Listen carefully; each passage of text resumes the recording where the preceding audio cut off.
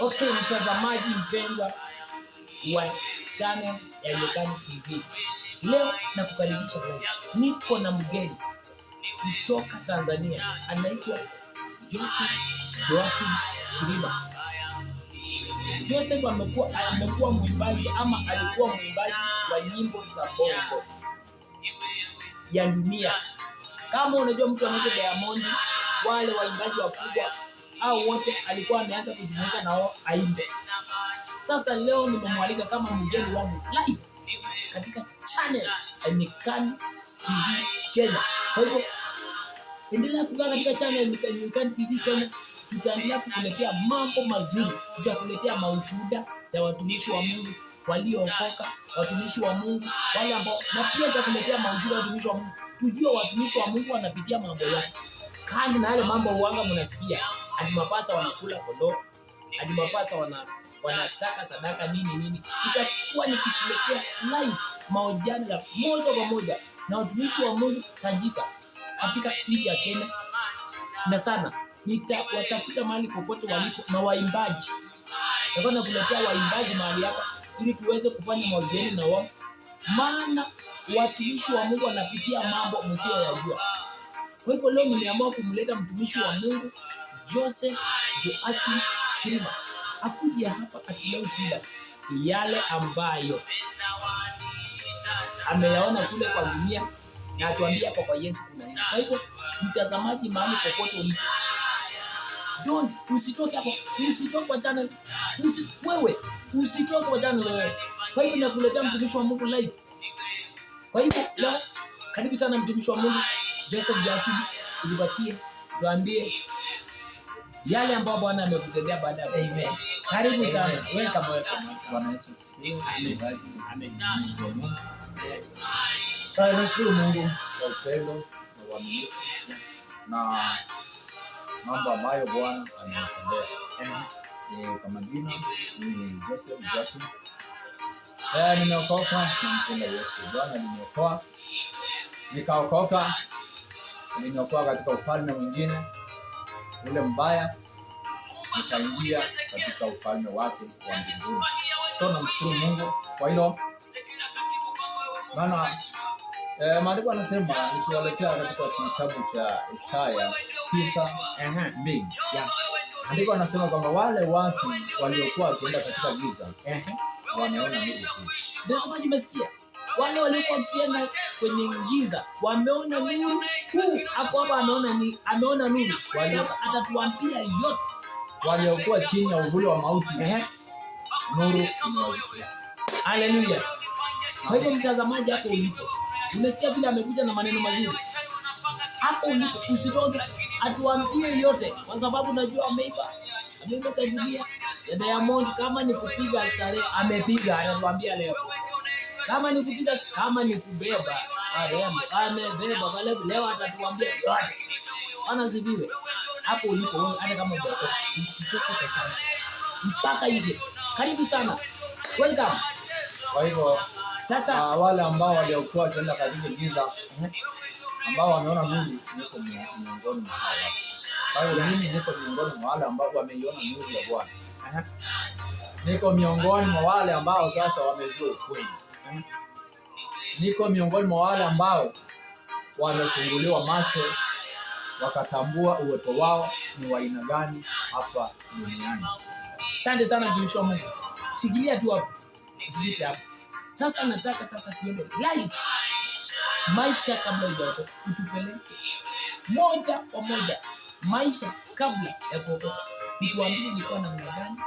Utuambie, je, ule mtu ako pale nje hajampokea Yesu? Utuambie inawezekana ama haiwezekani. Mtazamaji, kuna wimbo nataka nikuwekee kidogo, usikize chini kwa chini tunapoenda kuanza mahojiano one on one.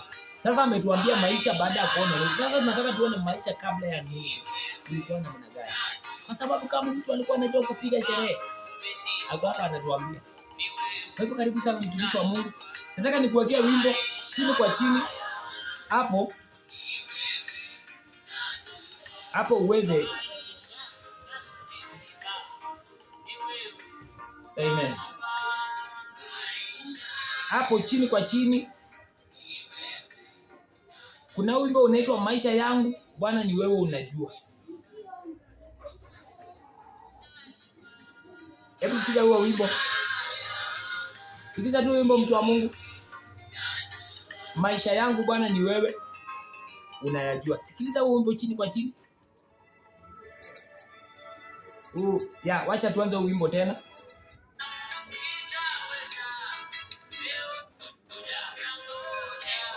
Wacha nikuwekea wimbo, mtazamaji.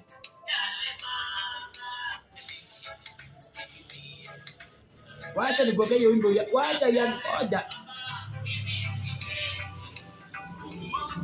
tuwekee hiyo wimbo na DJ weka hiyo wimbo.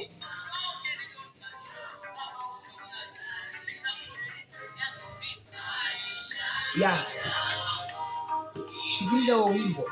Bwana ndiye anajua maisha yako. Tunaanza live, atuambie yale alipitia pale, maana pale kwa dunia watu wanalia. Sikiliza huo wimbo.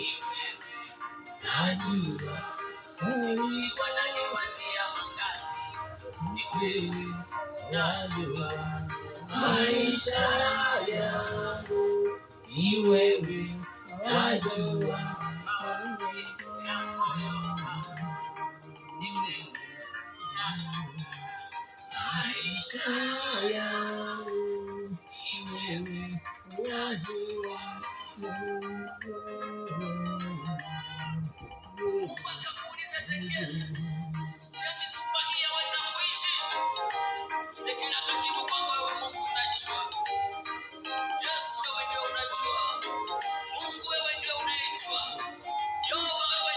Mtazamaji, unasikiliza maisha yako ni Bwana anajua. Kwa hivyo bila kuharibu wakati, hiyo wimbo tutakuwekea ikishe. Wacha tuingie moja kwa moja kwa mahojiano yetu. Okay, karibu tena mtumishi wa Mungu Joakim. Amen. Sasa nataka tuende maisha kabla ya kuokoka. Amen. Tuambie kumekuwa namna gani? Okay, nataka turudi tena wakati ulipokuwa haujaokoka. Tunapopata kinywaji hapa,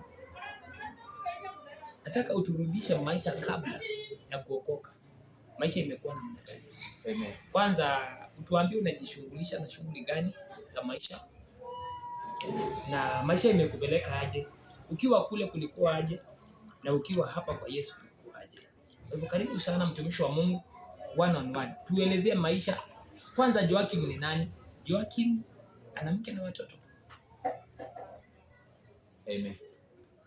Asante sana. Ndugu mtazamaji, wapendwa wote ambao mnanitazama na wale ambao pia mnanisikiliza, na wasalimu kwa jina la Yesu. Bwana asifiwe sana. So namshukuru Mungu kwa nafasi, jinsi mnavyonisikia. Mimi naitwa Joseph Joakim. Niliokoka, nilipookoka nikabatizwa jina Joseph kama Paulo na Sauli, maana Paulo alikuwa ni Sauli. Wakati alipobadilishwa jina na Anania, basi akaitwa Paulo. Pia mimi jina langu pia lilikuwa ni Joakim, lakini nilipobatizwa pia nikaitwa Joseph. Kwa hivyo mimi ni Joseph Joakim, nimeokoka, nazidi kutembea katika kweli wa Bwana. Joakim ni mume wa mke mmoja wa kike. Amen. Amen.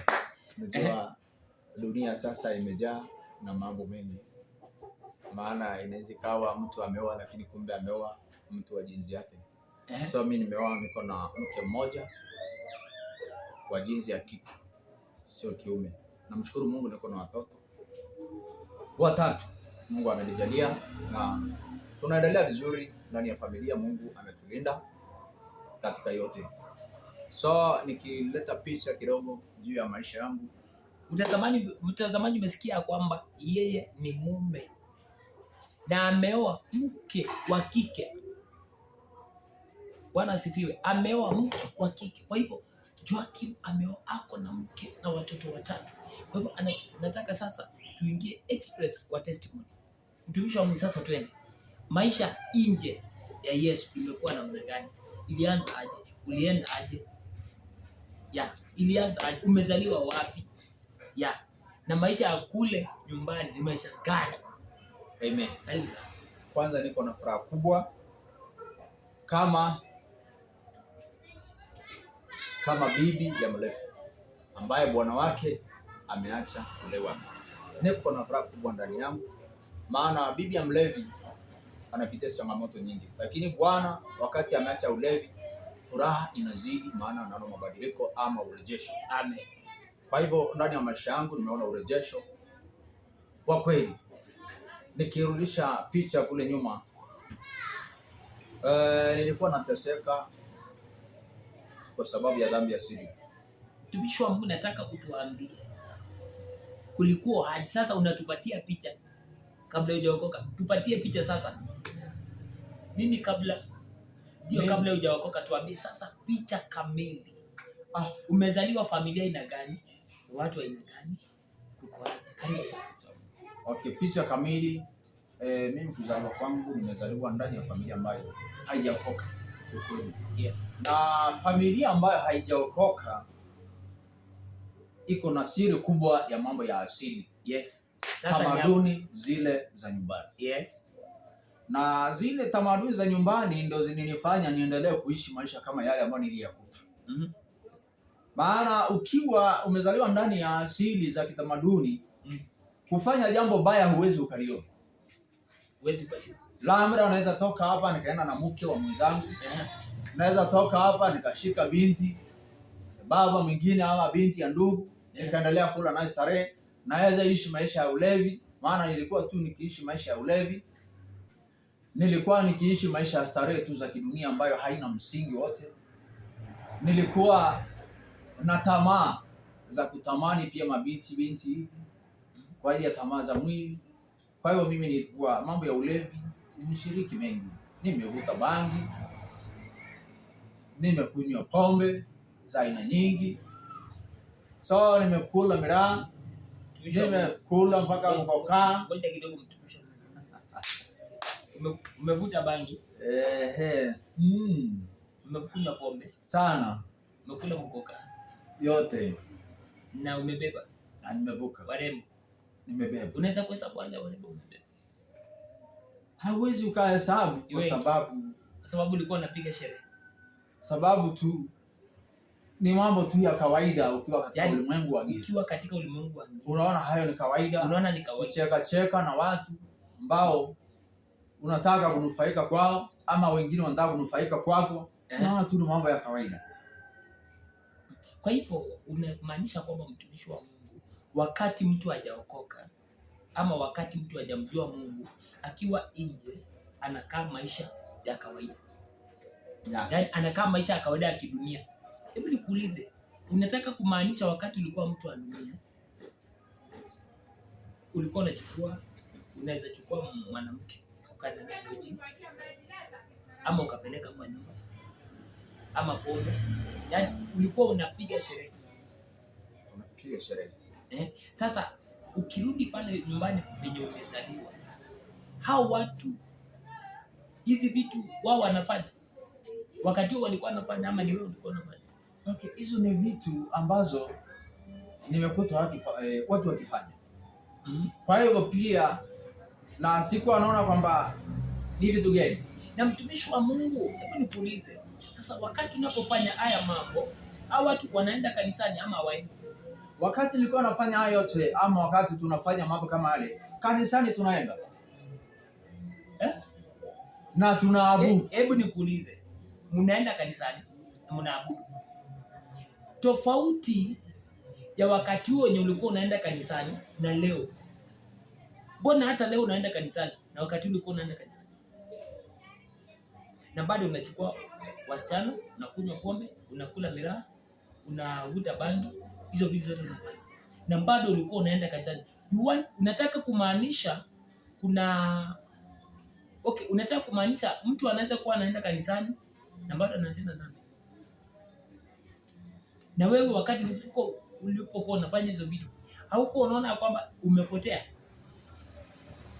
Kiukweli wakati nilikuwa katika hiyo hali, nilikuwa naona kwamba niko vizuri. Niko katika sehemu ambayo inastahili. Lakini wakati nilipogundua ya kwamba nilikuwa sehemu mbaya ni baada ya kuokoka. Sasa ni baada ya kuokoka. Baada ya kuokoka ndio ukajua. Maana before yani nimeshaanza kwenda kwa waganga, nimeishia mashimo ya waganga, nimeenda kwingi sana Tanzania huko Kenya, mashimo mengi nikitafuta msaada. Ili nikaweza kusonga mbele, msaada wa kufunika majaribu ambayo napitia, challenge zote ambazo za maisha. Ewa nilikuwa naamini ya kwamba aweza kunisaidia ni mganga. Kwa kuwa ako na maono ya kuona yale ambayo eti naweza nikapitia. Na sasa nikuulize mtu wa Mungu, wakati huu unapofanya hili mambo, unaenda kwa mganga, unaenda kanisani? Kitu muhimu ya kwamba ulikuwa unaenda kwa mganga, ukiwa kule nyumbani unaingia kanisani. Hizo vitu zote unafanya. Tazamaji, nakwambianga kuna maisha mengine wewe hujui. Wewe ambao uko mahali pale unanitazama, naomba usikize. I think ni mtu mzima anaongea moyo wake yale ameyafanya kabla hajaokoka. Hold on there. Shikilia tu hapo. Nataka tulete kawimbo kengine pale chini kwa chini. Tukitafakari tena. Nikuletea maswali. Maswali leo ninayaachilia kama mvua. Hata tujibu kila kitu. Hata tujibu swali lote, atuambie wakati anaenda kwa mganga alikuwa anaendea nini. Kwa hivyo, karibu sana, wacha tuweke nyimbo ziendelee chini kwa chini ndio tuendelee tena. Dakika moja tu.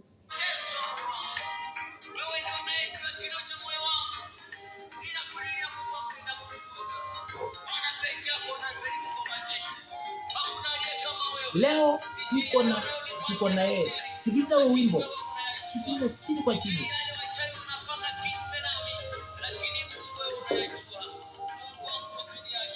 Bwana anayajua maisha yako.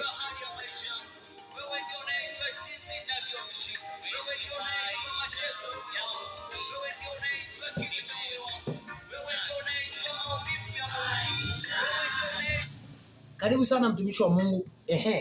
Umesema mashimo ya waganga umeingia. Unatafuta nini kwa waganga?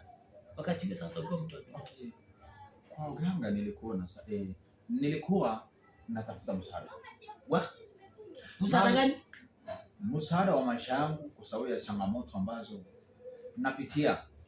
Yale ambayo naona ni kama hayaendi vizuri. Nilikuwa nikienda upande ule ili niweze kuangaliliwa ni jambo gani ambalo linakwaza maisha yangu yasisonge jinsi ambavyo inastahili. Mtumishi wa Mungu, hold on there. Wakati ulienda kwa waganga ulisaidika? Nilishughulika kwa waganga mashimo yote mpaka dakika ya mwisho nilitamani kuchukua kisu nimfuate yule mganga ambaye basi ambaye amenikula kichwa. Maana fedha zangu zimeishia huko nyingi, nikidanganywa yale ambayo ningependa yatimizwe. Kwa hivyo hakuna msaada kwa mganga. Kwa hivyo sikuona msaada wa aina yote. Ilikuwa tu ni uongo mwingi ambao unisaidii. Ndipo mwisho baada ya kuokoka sasa nikakumbuka, nikajua ya kwamba mtu ambaye anaenda katika tamaduni na mganga na mchawi ni kitu kimoja. Kuna utamaduni. Sasa umeniambia umetoka katika familia watu hawajaokoka. Wanafuata utamaduni. Kwa hivyo tuseme kuenda kwa mganga ni ile background umezaliwa. Yaani umezaliwa katika maeneo ya watu ambao hawaamini.